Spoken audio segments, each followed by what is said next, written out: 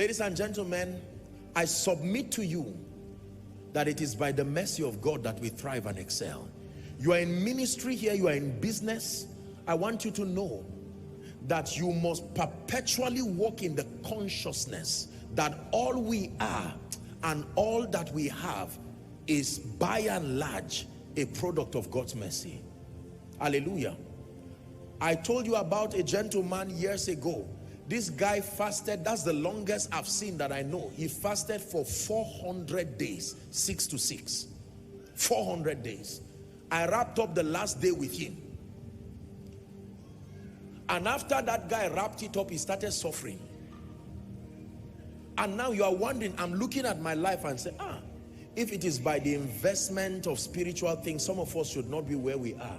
But Lord, for your mercy. You see, the awareness of God, the administration of God's mercy is what brings thanksgiving, genuine thanksgiving.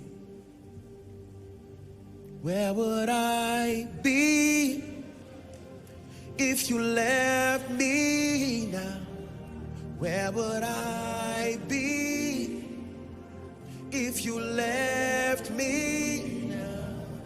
Where would I be if you left me now?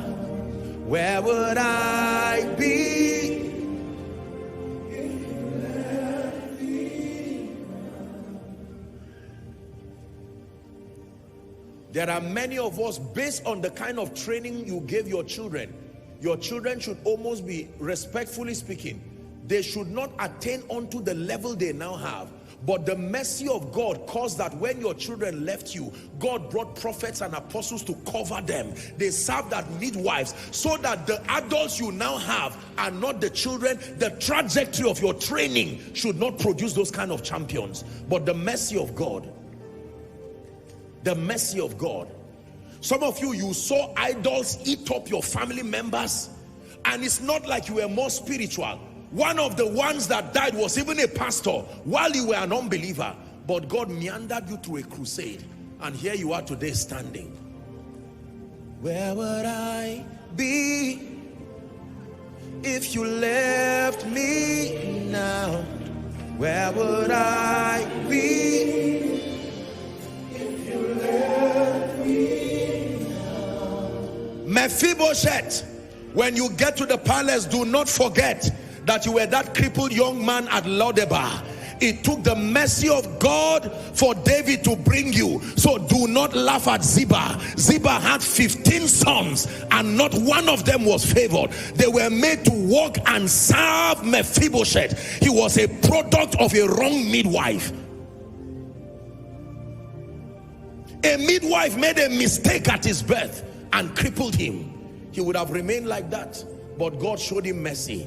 Mephibosheth, when they bring you to the palace, I know you can act pious, but when you stay a few weeks in the palace, do not allow the memory of where you came from to be so eroded that you lose touch. That was the mistake of Vashti. She forgot that the only reason why she was queen was that she married a king, not because she was a warrior over 127 provinces. She only married a great man. That's what made her a great woman. And she now created a camp and an empire for herself outside of the influence of the king, and she lost her place. Esther was about to make the same mistake when Mordecai said, don't make that mistake. Haman is about to annihilate the Jews, and don't you sit there and act. You were a village girl in Shushan. Don't forget the purpose for your attaining that glory.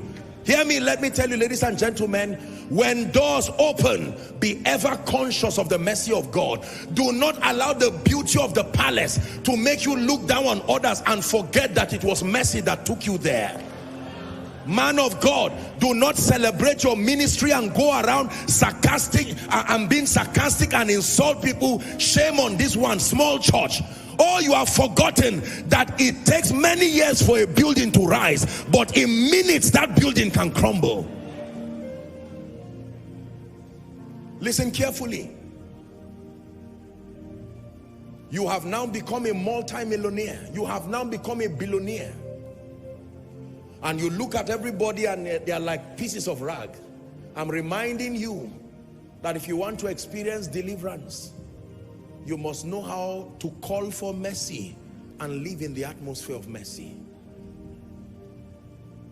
My life today is a product of God's mercy. Look at me. This is all of me.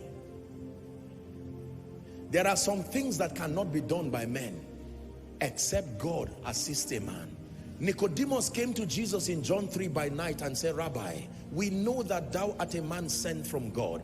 He said, for no man can do these things except God be with him. There are some results men cannot produce, ladies and gentlemen. And in the presence of this plenty, the tendency is that we want to savor the glory and make it look as though it came as a product of our intelligence. For as long as I am breathing, I will let the world know. It is true that he has helped us to pay our price in various places. But I tell you, it will be foolish of me to stand here and beat my chest to tell you everything you see is a reflection of intelligence. No. I'm the one. You have shown mercy. You have shown me mercy. You have shown me mercy. I'm the one, say, you have shown mercy. You have shown me mercy. You have shown me mercy. Sing, I'm the one, say, you have shown mercy. You have shown me mercy. You have shown me mercy. Listen, years ago I went somewhere and I went to preach for a man of God, and when I was done preaching, I was headed to his office and I saw a gentleman who was walking as part of the protocol. He looked at me and I looked at him and I was in shock. Many years ago on campus, that guy used to be a very strong person, very vibrant and powerful. If you saw that gentleman, you would think he would explode in a global ministry within 2 years. And here was this, my dear brother, didn't seem like the best of states, seemed like someone who had been beaten by life and frustrated. I was almost tempted to say, what happened? Then I remembered.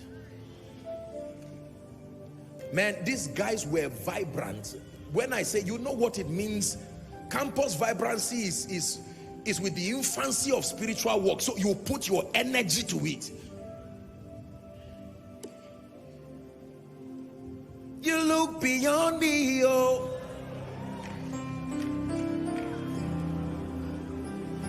And poured your love. You look beyond me, oh.